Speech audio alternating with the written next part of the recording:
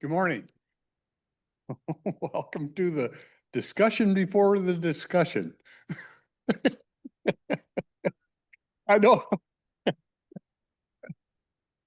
Um, we have Mr. Kyle McCready here today with us to lead us in invocation.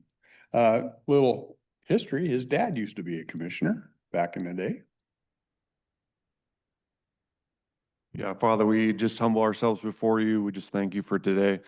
We just pray that you would just endue wisdom and sound mindedness on the board and the commissioners as they guide and they lead. We just thankful that you have put these people here to do your will, God. And we just pray and seek the peace and the prosperity of the city. Bless this time together. And we just pray this in Jesus' name, amen. Amen. Thank you. You want to join me in the pledge? I pledge allegiance to the flag of the United States of America and to the republic for which it stands, one nation under God, indivisible, with liberty and justice for all.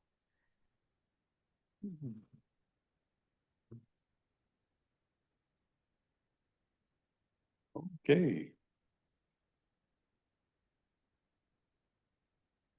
We kick off work at the Hall of Justice this week. So if you see activity over there, you hear anything, it's because we're starting work over there this week. I entertain a motion for approval of the minutes of last week. Mr. Chair, move to approve the minutes of August 11th through the 13th. Okay, we have a motion to approve the minutes. Any questions, comments? Okay, seeing none, we'll call for a vote. Those in favor? Aye. I'll run through consent agenda, agreements, contracts, bid awards. We have interlocal agreement with the Rotary Foundation of Woodland, completion of phase 1 of Scott Hill Park and Sports Complex. This was a rural public facilities grant. How it was put to us, phase 1 completion will actually get the park open for the public. I think they have 2 more phases they have planned for that with ball fields and soccer fields, but this one will complete it to the point where the public will actually get to enjoy it. Interagency agreement with the Washington State Administration Office of the Court for reimbursements of costs affected by the Blake decision. Total reimbursements will not exceed $62,044 this year through June 30th, 2026. This is money, how do I explain this real quick? Money the state set aside when they changed, they went back and found you had to compensate some of the people that were on charges that they feel shouldn't have been, so they can apply for these funds. And it's not, state sends so much to us every year and you get out of it. Probably not 100% accurate on that, but we didn't have, the clerk was out yesterday, so we didn't have a great decision, but I know what the Blake decision is and what they use those funds for. Innovation agreement with Exeltech Consulting Inc. and Exeltech, a Bauman company to transfer rights and responsibilities regarding the Rose Valley Road culvert. Basically, we had a company merged with another company. It caused a name change, so this reflects the name change. There's no money attached to it. There's no difference in the contract. It's just basically a name change. Agreement with Columbia Land Trust to provide funding to support noxious weed control on and around conservation easements along Abernathy Creek. Our noxious weed board gets these every so often. They're asked to help. The Forest Service gives us one up in the Gifford, up by the monument, that we go up and do some spraying, and they will do these every so often. Let's see, resolutions. Resolution adopting alternative dates for the 26-27 biennial Calais County budget. It's set up to go the first meeting of September. Unfortunately, that a lot of times follows the Labor Day weekend, so we're just delaying it a week. The first Tuesday of September, we have no meeting. So we're moving it to September 9th, the following Tuesday. It doesn't affect, any of the other meetings. We're just moving that very first meeting 1 week. Moving it off the holiday weekend. Correspondence, letter dated 8/19/25 to Wayne Nelson, appointing him to the Building and Planning Advisory Council. Those of you that knew Wayne used to work for us in building and planning. We had an opening come up on the Building and Planning Advisory Council, which we call BPAC, and he's filling that position. Execute agreements, A, B, and C are all signed and recorded warranty deeds, one from James and Jessica Edmonds for Tower Road Rock Creek culvert replacement. One from Michael and Annette Belfield for the Tower Road Rock Creek culvert replacement. And a temporary easement for Michael and Annette Belfield for the Tower Road Rock Creek culvert replacement project. From my understanding, the temporary one is when we get it done to go and rebuild a section of their driveway. Letter dated 8/12/25 to the Washington Forest Practice Board regarding opposition to the proposed expansion of riparian buffers for type NP streams. They had the last meeting on last Tuesday on that, and I understand about 50 people showed up at that, some local. And hopefully that went well and they got the word. I think there was a lot of opposition to that, and basically if they change those riparian buffers, it takes a tremendous amount of land from private landowners and timber value. It don't have the numbers in front of me, but it was right around $235 million worth of timber value in Cowlitz County alone.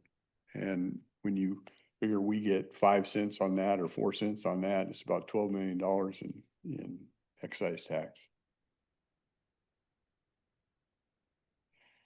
Completed and signed Washington State Association of Counties Board of Natural Resources election ballot. The counties have one position on the Board of Natural Resources. The state organization vetted, put a word out, and people that were interested applied, they vetted. They gave us the name of the one they vetted, and that person was elected. An assigned letter dated 8/12/25 to Dave Anderson, Managing Director, Washington Department of Commerce, regarding the 2025 Growth Management Act period update grant. We gave Building and Planning Authority to apply for a grant to help with one section of the plan update that they felt they didn't have the staff to cover. Don't know if we'll receive that, but we gave them the permission to apply for it. And then we had vouchers in the amount of $9,146,488.51. That's consent agenda. Any questions, comments on consent?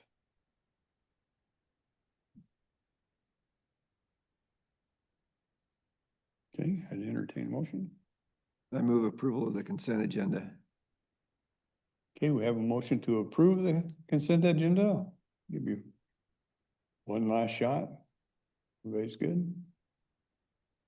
Okay, we'll call for a vote. Those in favor? Aye. Thank you. We have one motion item today. Kathy. We do have a public hearing at 9:32. Okay, we got time. Kathy Funk Baxter, Finance Director. We have a motion item for entering into an interlocal grant agreement with Cowlitz-Wycombe Council of Governments to provide a beneficial study for dredge material and Mount St. Helens sand. The total amount of the interlocal agreement is $121,000. And I believe the services would be completed, I think, May of 2026 for that study. Okay. And I see we have, go ahead, Ron.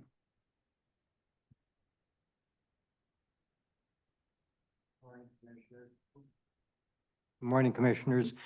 I'm just curious how we spend $121,000 for a beneficial study. I'm presuming for use of dredged materials. Is that what this adds up to, or what in the heck is this?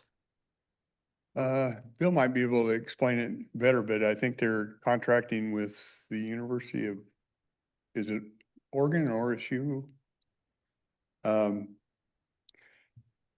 I can have, Bill Fashing come up and speak on it a bit, Ron, if Okay. that works, okay?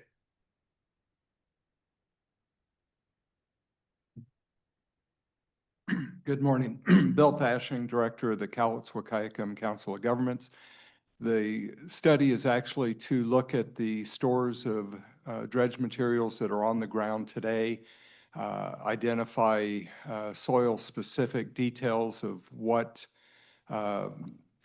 alternative uses might be available for that type of material, whether it might be, as we've used for many years, use it for fill material, or are there other things like concrete, glass manufacture, what other uses might there be for this material, and then pull together a plan and some ideas on how to move more of it out of the storage facilities to hopefully make room for additional materials to be dredged somewhere in the future.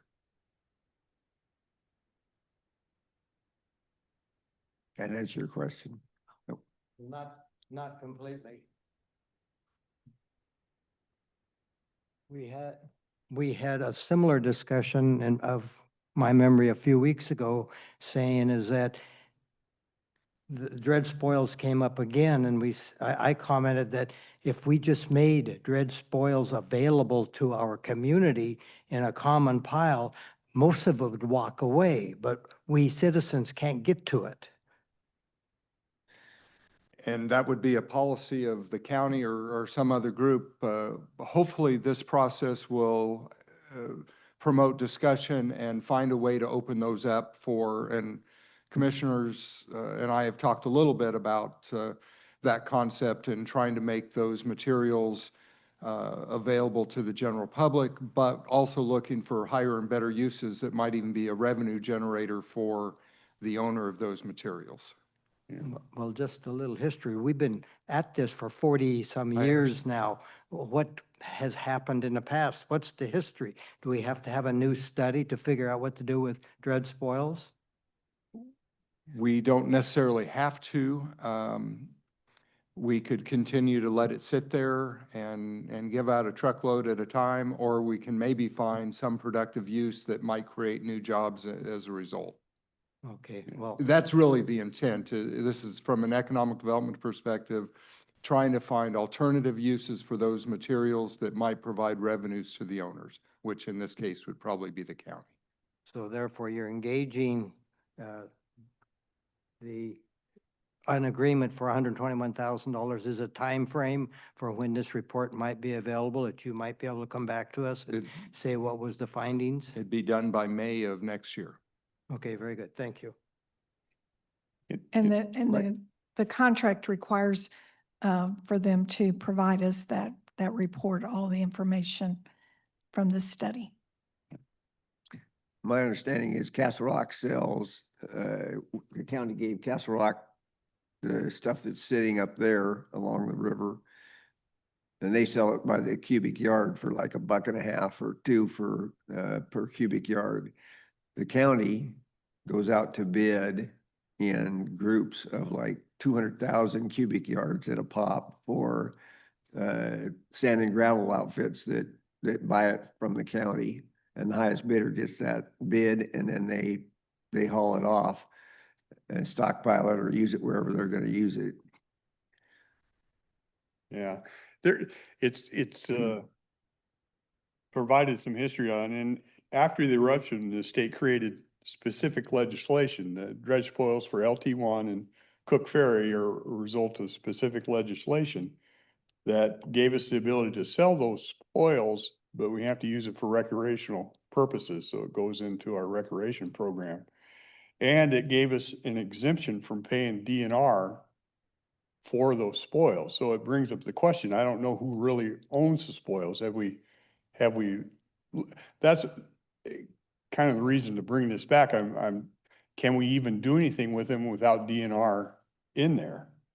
You know, I think we're exempt from paying DNR any compensation, and that's an RCW 79-140-210. But that was set in place after the eruption a long time ago, and so I don't know that you can just, I'm guessing you just can't haul that out without DNR giving you some kind of authority to do that. So I don't know if you've looked at that, Bill, and I'm not trying to be hard on this, I just, some questions on it. Not a problem. I think part of this is going to be a big learning experience for all of us. I think we need to look at some of those questions that you've brought up. I think DNR has been at the table with the collaborative to some degree where this concept came out of. And I think a lot of people, environmental and otherwise, would like to find a way to move some of those materials to make room for additional materials that I think we all know will be coming out of the river at some point. Yeah. So do we have to jump through another hoop to get their permission? I don't know at this point, but I think we've got a partner willing to come to the table to have those discussions. The other thing that kind of gives me a little bit of pause, and I think Ron kind of touched on this a little bit, you know, it's been there for 45 years, and entrepreneurs, if they see something sitting there, they tend to find a way to do it. And I can do two real quick examples, one from a long time ago and one recent, actually, with Mount St. Helens. You know, back when Ford Company was making the Model T, they used a lot of wood, and they didn't know what to do with this wood. And so in their experiments with it, they ended up compressing it and found out if they compress it real tight, it would burn for a long time. And they started selling it like that. And now we know it as Kingsford's briquettes. In 1981, after the mountain blew, we had a local people that said, man, we have all that timber sitting up there. We should be able to do something with it. So they figured out a way, they put in place that they could salvage it and turn it into chips, and you know that company is Pacific Fiber now. So when stuff sits there, I tend to believe entrepreneurs are going to figure this out faster than, and I don't want to pick on college professors, but they have a different mindset. And it's not that I'm opposed to seeing what they could do with that. I just think there's some deeper questions we have to be aware of. One, can we even do anything with this? And then. Well, there's another piece to this. Dealing with the government agencies and DNR, we have to be smarter than they are in managing a process. If the DNR owns all of those silts in the bottom of the river, then I consider that a hazardous material because it's subjecting us to a flood of nature as we're seeing down the road. So either they own it or they don't own it. They are responsible for it or they aren't responsible for it. And unfortunately, we can't get anyone to be responsible and take responsibility in dealing with the government agencies unless we push them real hard. Yeah, and that's an interesting question. If DNR thinks they own all this stuff, then right, aren't they responsible for cleaning it out? I think it's you know, in all fairness, when Bill brought this, and it was part of interest earned off the rural development funds, so it's there and it's available for this type of thing, and it passed 2-1. I was dissenting vote, and it's come before us again, and Commissioner Farrell has expressed, you know, we told him it was okay one time, it's really not fair to do other, and I have some of those sentiments, but I think there's some other questions that I would like, even if we give this money, I would like some of this explored and like some response on it. And I think part of our process will be getting a group together, and I'd welcome some of the local experts that have been around for years that have background that I don't.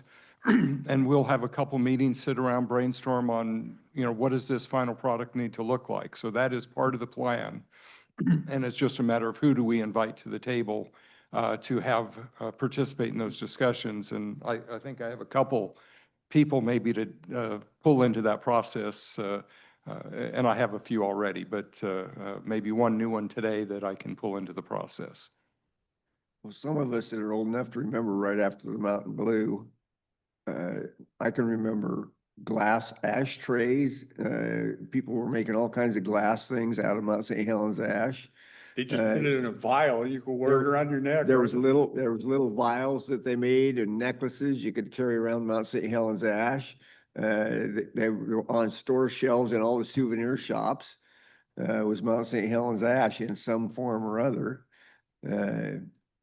So I'm all for, find a way to ship it to the moon. I don't care, but I'm all for look for some type of innovative ways to get rid of that stuff, because I absolutely expect that we're gonna have to dredge the river again. And right now, if all those places that we filled up 40 years ago are still full, I don't know where the hell we're gonna put it. And coming up on the 50th anniversary, there may be all kinds of entrepreneurial opportunities to package sand to send it out across the world. I don't know, but that's a whole nother issue. I think if you hired 10 full-time employees to fill up quart baggies and shipped one free of charge to every man, woman, and child on the planet, you'd only get rid of half of that crap. So. And find out who really owns it. Yeah. Thank you. Look, I'm not gonna push real hard, and I thought it deserves another discussion because I had some of these questions, but we did at one point in time, give them authority to put it into a contract, and I'm not gonna usurp that. I agree with Commissioner Farrell on that particular thing once we've done it. Try to stay the course. And I don't think there is, I think I'm hearing it, and I know Bill well enough. I think he'll try and answer some of these things and make sure that we're clear on that, so. I'd have to say that I agree with Commissioner Farrell that I want something done with it also, and I'd agree with Commissioner Dahl with regards to entrepreneurial and capitalism, finding ways to make money and profit from those types of resources. But there's a part of me that says it's been 40 years, and I know capitalists and I know entrepreneurs, and I don't know that it's going to take a government agency to find out if that is something that is marketable. I think that if it was marketable, companies and businesses would have already found that and made a way to profit from it. So after researching, doing a lot of research and going up and walking the rivers, the Toutle and the Cowlitz, and looking at the SRS, I'm not sure that $120,000 given to research for the dredge spoils is, given the circumstances and the situation that we're in right now, that is the best use of the money. I'm not saying it's not a good use of the money, but is it the best use of the money, given the fact that we're dealing with the issue that we're dealing with upriver and the SRS and cold water and those other things? And I'm not sure that we have funding available to help with that, but it just seems to me that just going and testing the soil to see if it's marketable, given the circumstances that we have with our dikes and with everything else, that isn't possibly the best use of our money at this point.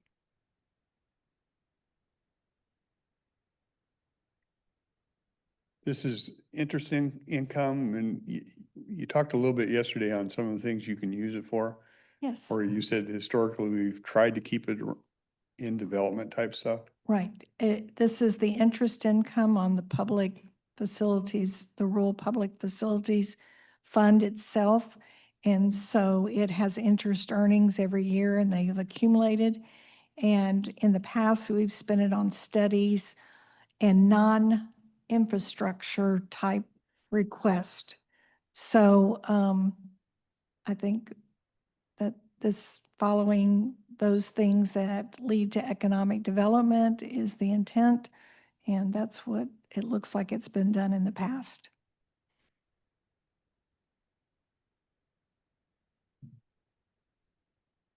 Any other questions, comments on that?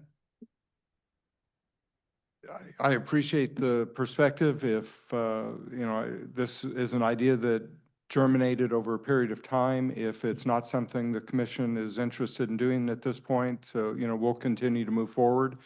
If, you know, I think there's some value in trying to figure out ways to get it off those properties to make room for additional somewhere down the road.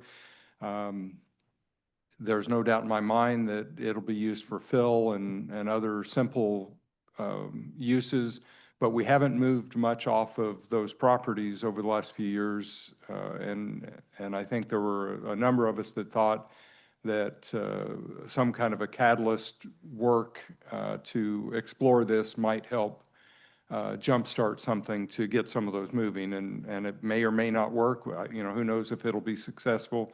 But like we've heard said, it's been 45 years and nothing's happened, and it's sitting there. It's not growing materials. It's not fertile.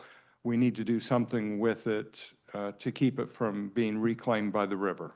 And so that's my thinking, and I'll move forward based on what you do today, and one way or the other, we'll keep working on the bigger issue.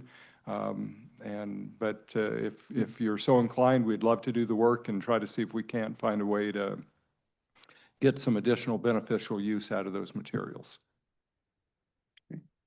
Do we know how many cubic yards we still got sitting on the banks that we haven't got rid of? Between LP1, Cokesbury, you got a couple other sites, probably about 10 million. 10 million cubic yards. How many cubic yards have we removed in the 40 years? 300,000. So at that rate, let's see, somewhere about year 3,000, we might get them cleaned up if the mountain doesn't fill it up again. Well, the good news is, Steve, you won't be in office then. Thank God. Go ahead. I have two other questions. Number one, we talked about who owns the material. Do we know whose property all of this is on? Is this all on public property, or is part of it private? That would be part of figuring this out. And then the other thing is, if somebody wants to go get this stuff by the truckload, what is the cost? I'm assuming that somebody has to pay for something. One way to get rid of something is to offer it for free. So I don't know where the cost comes into this, but if it was available for fill and it was didn't cost anything, then you might be able to move more of it, especially if you get contractors with huge jobs. At this point, I do not know who owns all of it. Our focus would be on the public property at this point. I think what we learn would be applicable to any private landowners that also have 45-year-old storage facilities of dredge materials. But this is going to be a learning process across the board, and we'll see what we end up with. Okay. Anything else? Let me make sure I don't miss anybody that might be online, not seeing anything. At the point where I'd entertain a motion, whatever you want to do. I move approval of the interlocal grant agreement with Cowlitz-Waukakum Council. For item number 6, the Finance Department. Okay, we have a motion to approve.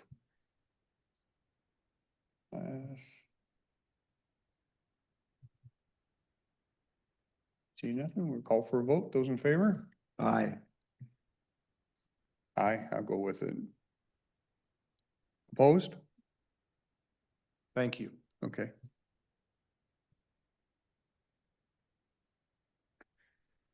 $9:30.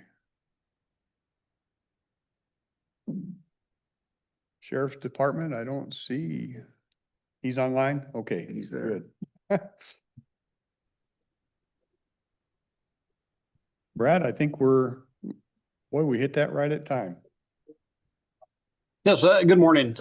And this is just a follow-up to the actual hearing for proposed changes to the animal control ordinance. Specifically, under the county code, it's chapter 6.12.190, what's termed the habitual violator.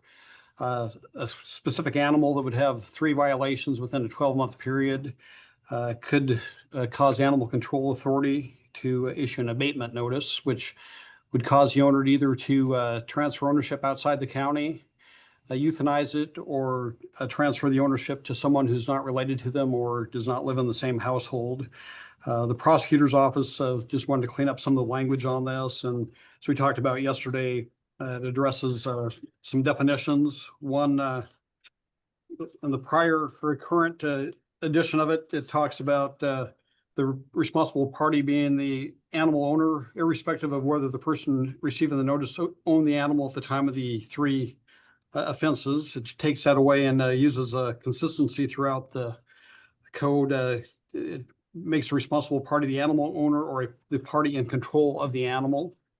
That's one change. The other one is a current method of notifying the person is by certified mail. It's changed to that they may be served by any means that is authorized for service of process under the laws of the state of Washington, which for us would generally be in-person service by the animal control officers would actually serve the notice in person. Under the existing ordinance, if the person was found to have a habitual violator and the dog or animal has been abated, said it was unlawful for them to maintain the animal. It didn't say what the penalty was. So this changes that, defines it as an infraction under the county code if you disregard this abatement notice. And the final section is in the end, it's section E. It just adds some language. Just 2 brief portions. A committed finding on a prior infraction or criminal conviction shall be sufficient to prove prior violations.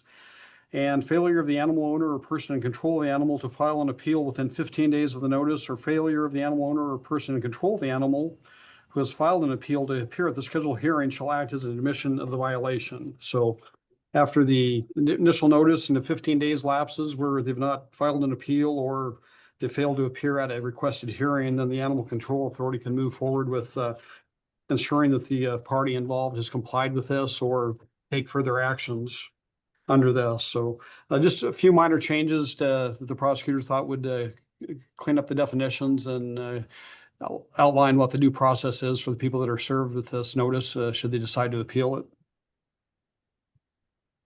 Okay. And this is different than like the dangerous dog one we were looking at before. This is just somebody not controlling their animal. They keep going over to the neighbors and doing whatever. Correct. Yeah, this is a different section, different process than that. This wouldn't be applicable to violation of the leash ordinances like at Riverside Park. Well, they could potentially be if they got 3 within a year. It could add up to that if they're actually had infractions issued and they didn't contest them or contested them, and the court found that they were responsible. So that would be a means to do it. I don't think we'd use some good judgment on that, whether the animal's a danger or not. But this is really about animal owners being responsible with their pets in public areas, really. Okay. Any other questions up here? Seeing none? Open the public hearing part of it. If there's any comments from the audience.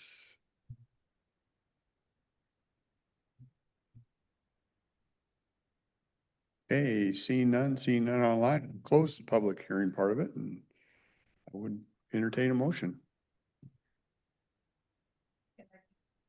Oh, yeah. Okay, sorry.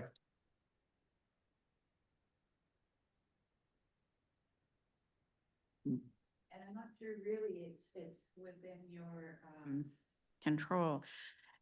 We found out that since we have some land surveyed in 2 acres and we want to sell it, it's up for sale. We haven't had a bid, but we have somebody that's interested in another part of our land, a smaller part, that we want to have a boundary adjustment done. But there's a 5-year waiting period between selling and then, or trying to sell, or restructuring the boundaries, I guess. And why 5 years? I don't know. Do you have any control over the amount of time period before you can sell one property and then another? Do you guys, does it come to you, the planning, building, Let me finish the vote on this and then Okay, I'll I'm answer your sorry. question, okay? okay. Okay, so. Did I get a motion? I got a motion, right? No. No. Okay. No, you started to. Okay. I move approval of the amendment to chapter 6.12 for animal control. Okay, we got a motion to approve. We've already allowed for public comment. There was none, so we'll just go straight to the vote. Those in favor? Aye. Thank you. I'm A sorry. lot of that stuff is laid out in the comprehensive plan. They can correct me if I'm wrong, but a lot of that stuff is laid out in the comprehensive plan for the county. Most everything within that plan, you can ask for, adjustments to it. You can ask for Yeah. waivers and do that. Oh, It doesn't always, a lot of times the department itself will take care of that. I'm kind of speaking for, building and planning now, but I know that they'll take a look at those things and a lot of times they'll take care of it. really? Yeah. Well, thank you for that. So I think that's where I would start, Flo. Do things sometimes end up coming to us? Yeah, but I think most of the time they'll just try and figure out a way to take care of it. Well, that's great. Thank you so much.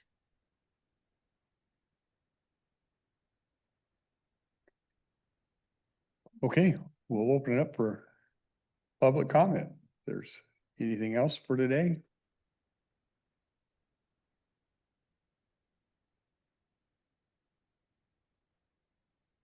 Okay. Anything, gentlemen, I think we missed? I didn't, oh, there we go. Good morning again. My usual weekly question, any progress on behavioral health? I met with Emerald City yesterday with Zandra and Michael, and they are inquiring about the hospital with Peace Health.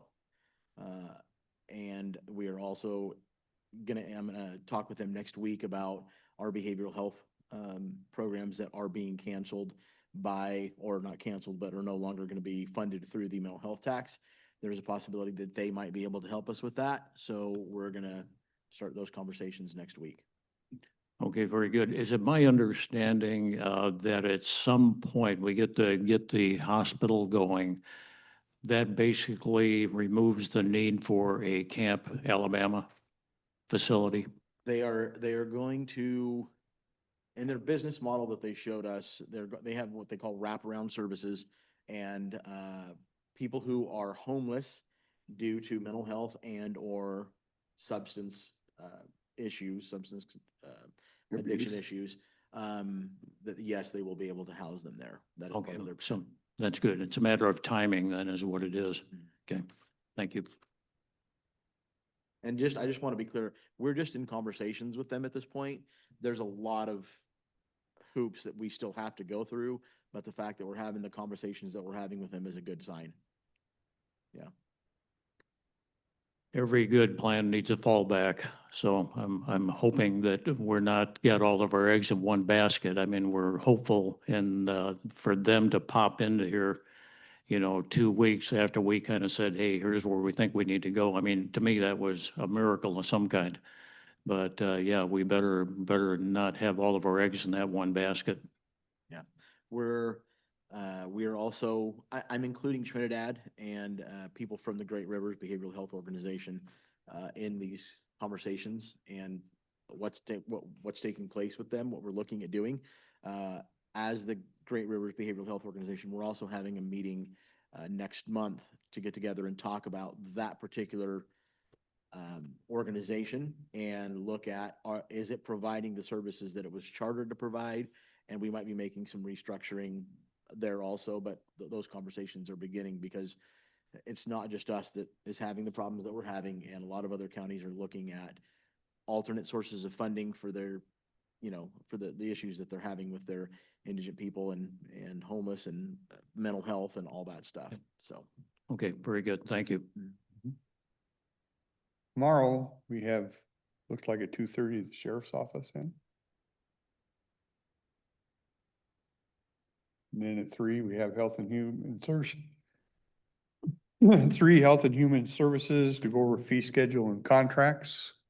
That might be of some interest to you, Flo. We were talking about that this morning. I will point out it, and I'm sure you've probably seen it, Pam Bondi did send a letter to our state, said, quit your sanctuary policies. We'll see where that rolls out. You have to, I think you have to understand that if we don't rely, the money we get from the feds, a lot of it is in our construction side. We don't really rely very small anything on operational things, but some of it does flow through the state and then comes down. So just trying to prepare ourselves. You may see some impacts, but it would be to funds, mainly funds we use for road construction, culverts, bridges, those type of things. So if anything, I don't know that anything's gonna happen, but if anything were to happen that way, it just means some of those get delayed.